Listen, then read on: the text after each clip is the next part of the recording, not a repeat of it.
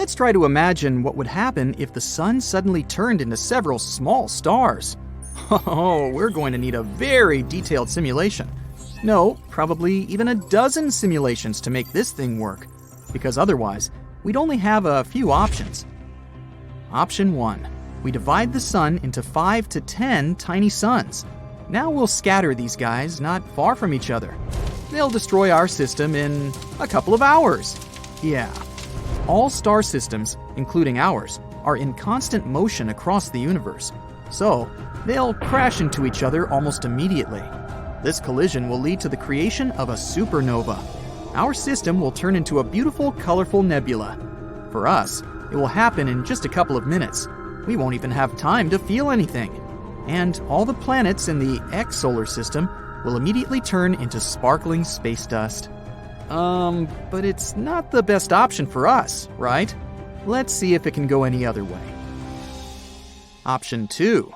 Since they can't be located so close to each other, let's try to set them as far away as possible.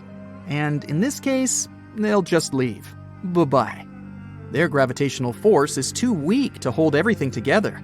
The little suns will simply leave the solar system, flying into space in random directions. After that, the rest of the planets will descend from their orbits, including poor little us, of course. We'll become a so-called rogue planet. At first, we won't even realize that the planet has gone out of orbit, and we won't have time to do anything before it gets incredibly cold. What a sad and poetic end. In general, none of these outcomes sounds very fun.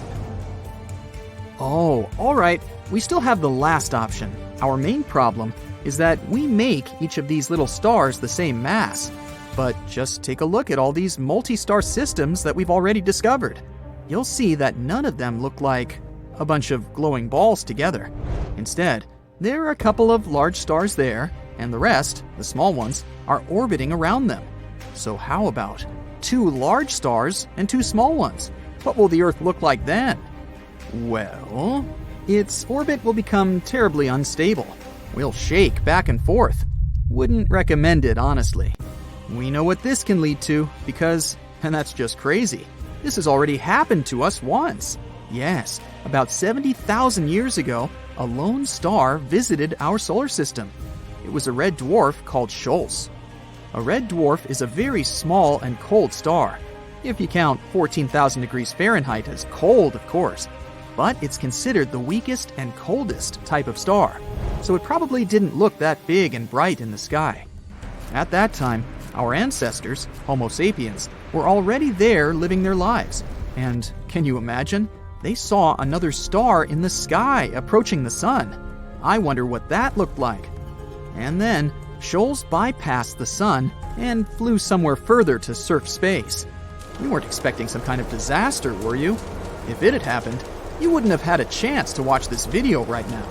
But from this story, we can see what happens to the Earth during such stellar events. At that time, a huge amount of volcanic activity unfolded on our planet. We also got some meteor showers that almost wiped us out. Our ancestors sure had it rough. Something similar will happen on our hypothetical planet with 4 suns, but on a much greater scale. Constant volcanic activity, earthquakes, and tsunamis. Brr. In addition, the length of a day will change, as well as the length of all seasons, and a year as a whole. They won't be stable anymore due to the regular changes in gravitation.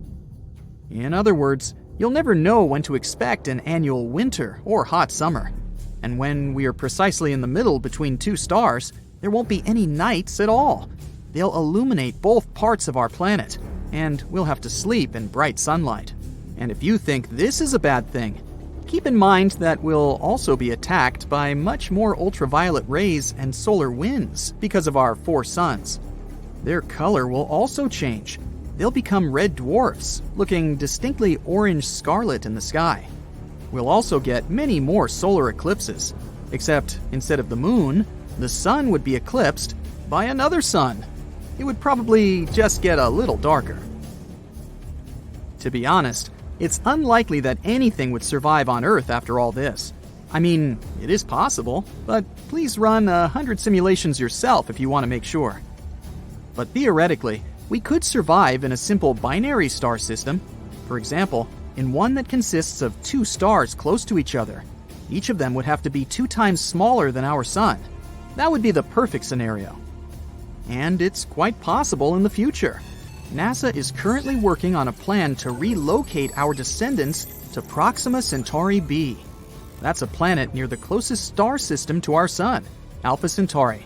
And who knows, maybe one day in the future, we'll really move there.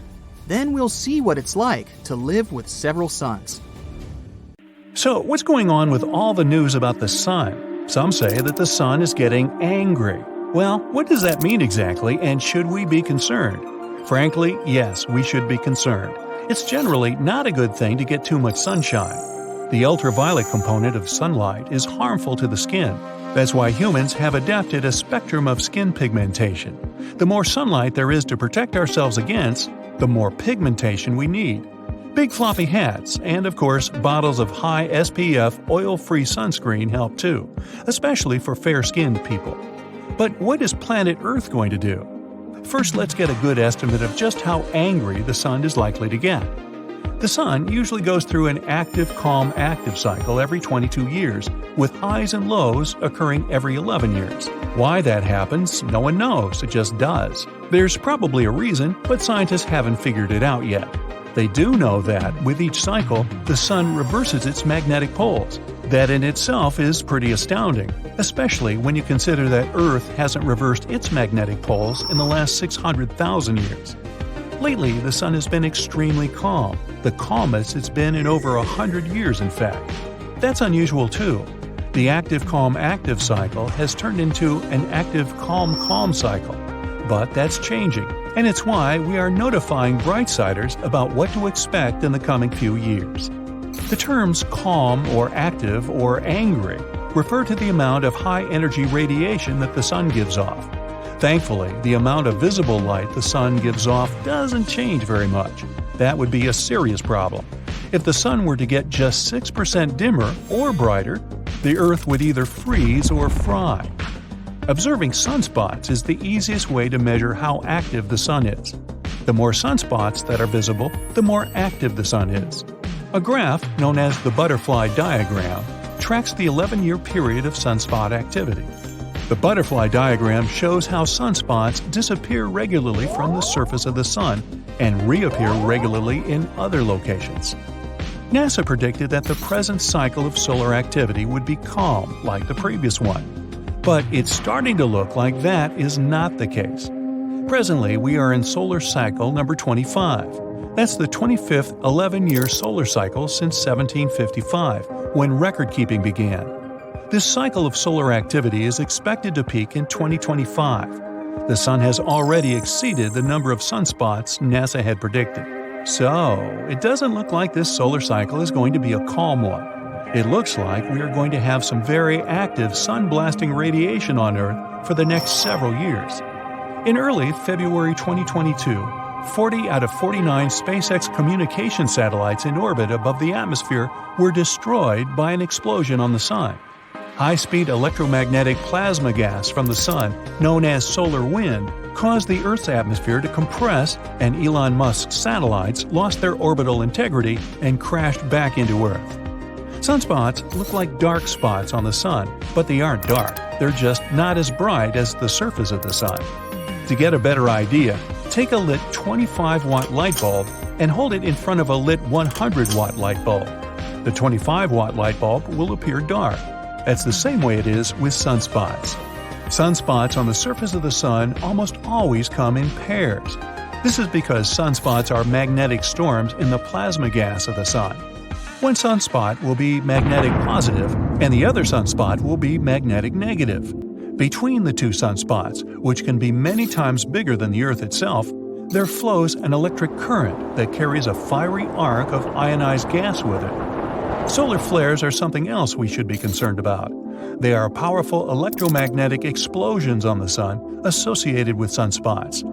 As the superhot plasma gas on the Sun churns and twists, it also twists the magnetic field lines in the sunspots. When these lines snap, a powerful explosion releases X-ray and gamma radiation at the speed of light. visible gases are also released. Solar flares have a classification system according to how powerful they are. X-class solar flares are the most dangerous. This type of solar flare can cause radio blackouts across Earth and harm satellites, astronauts in orbit, and even passengers on high-altitude airplanes. M-class solar flares cause spectacular aurora at the North and South Pole areas on Earth, while C-class solar flares have almost no effect on Earth. But solar flares are not the biggest explosions on the Sun. CME stands for coronal mass ejection, and these are much more massive than solar flares and more dangerous when they're headed our way. As the name indicates, coronal mass ejections are explosions that originate on the Sun's corona. They hurl millions of tons of hot ionized gases outward from the corona. The word corona is derived from the Latin word for crown, and it's the layer of thin bright gas around the Sun's surface. The corona of the Sun is much hotter than the surface of the Sun. The surface itself is about 10,000 degrees Fahrenheit, but the corona is somewhere between 1 to 2 million degrees. The why and how the corona is so much hotter than the surface of the Sun is another major mystery that scientists have yet to completely work out. A recent theory claims the corona is heated by sound waves and the Sun's nuclear reactions make a lot of noise. Project GONG, which stands for Global Oscillation Networking Group, was set up on Earth to monitor the sound waves on the Sun. Cool, huh? Turns out the Sun is ringing or oscillating like a bell. And we have 5 observation sites across the globe. One in India, Australia, one in the Canary Islands, one in Chile, and one in California that keep a constant watch over the 10 million sound waves moving on and around the Sun. Now that the Sun is entering an active phase, we can expect to see more powerful CMEs heading our way. The gases expelled by the Sun are ionized and stripped of electrons by the intense heat. This causes them to form a proton storm that can travel through space at speeds of around 500 miles per second. These positively charged atomic nuclei will mostly be blocked or deflected by the magnetic field that extends around Earth. Our atmosphere is no help against a proton storm, although the last mile of air above the surface of the Earth stops the harmful X-rays from solar flares. The particle wind from the Sun can only be stopped by Earth's magnetosphere.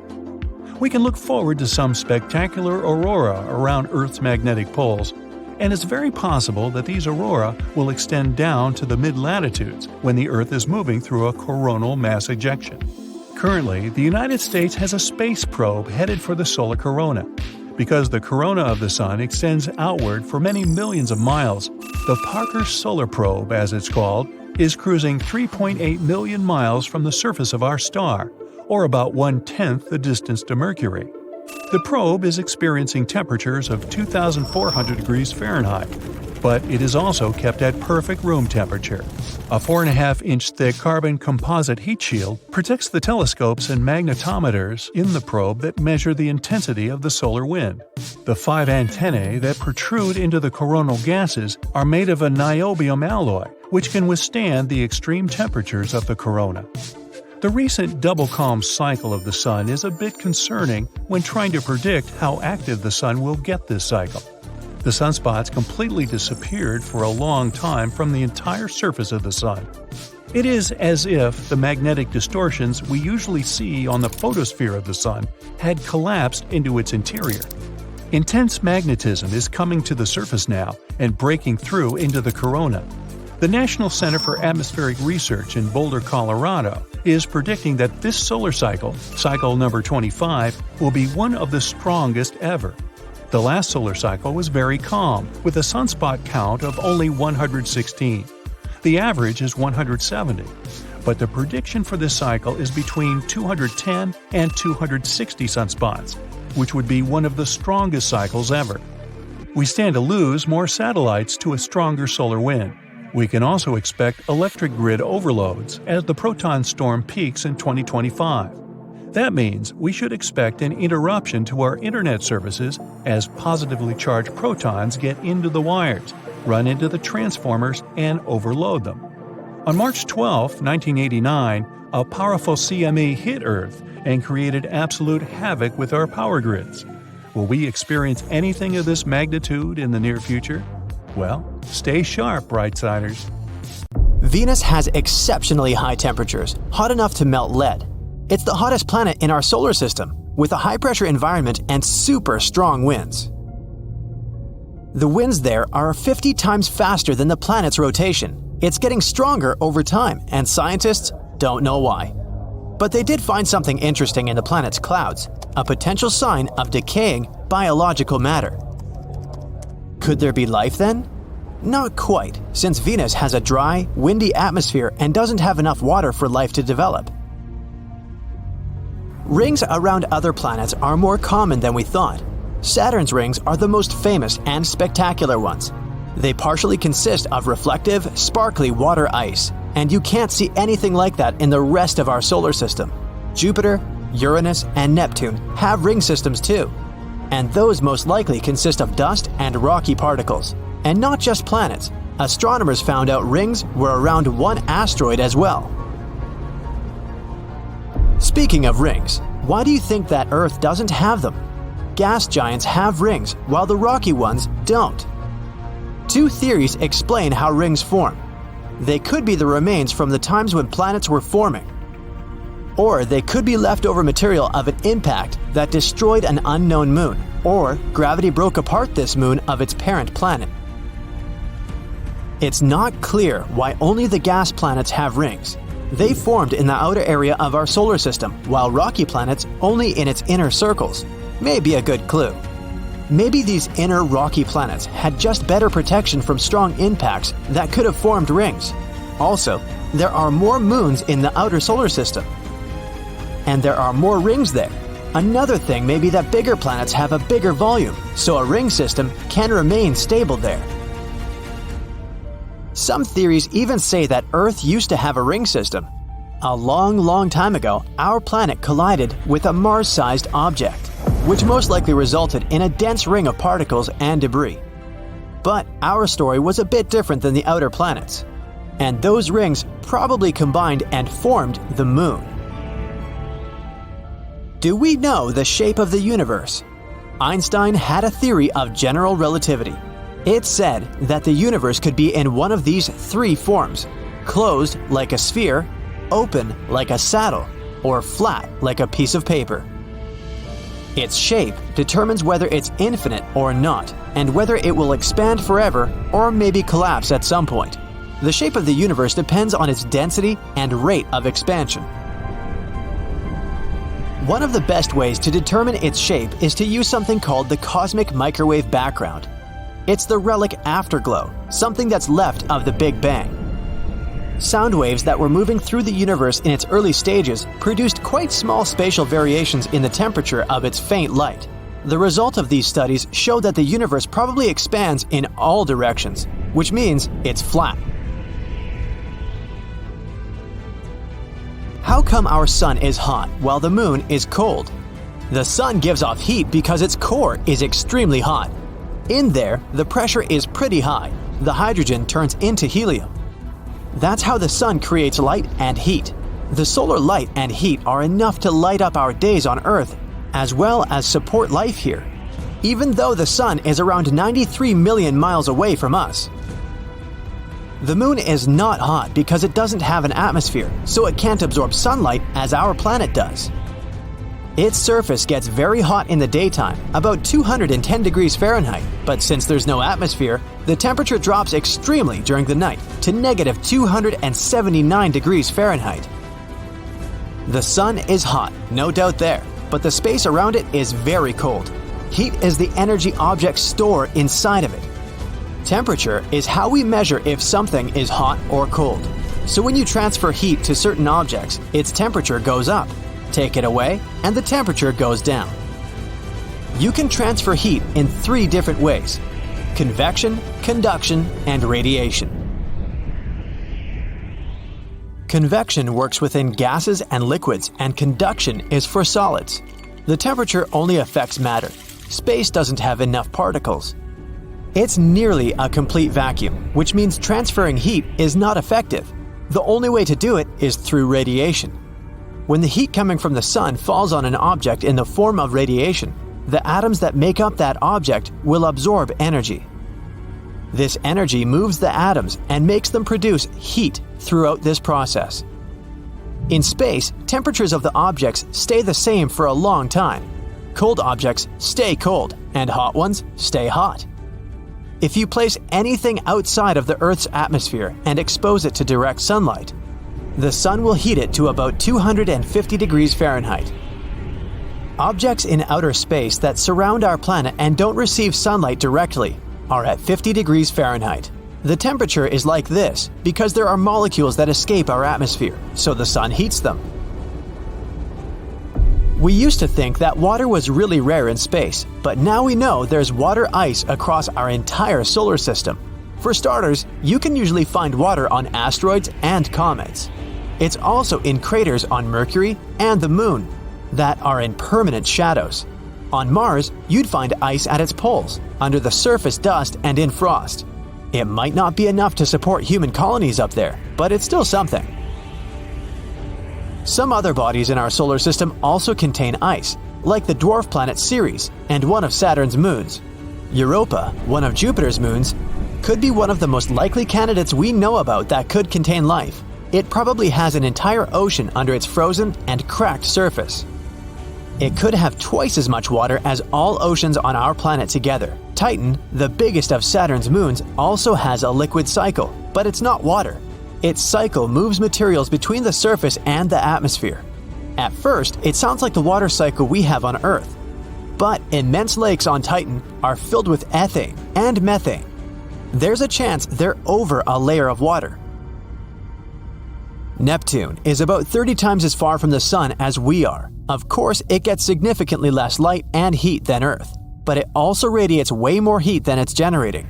There are more things happening in its atmosphere, especially if you compare it to its neighbor, Uranus. Uranus is closer to the Sun, but it still radiates the same amount of heat as Neptune. The winds on Neptune are insanely strong, 1,500 miles per hour. No one still knows why. It could be a gravitational contraction, energy coming from its core, or the sun. I hope we'll eventually find out. Can you imagine hot ice? It exists just 33 light-years away from us, on one exoplanet.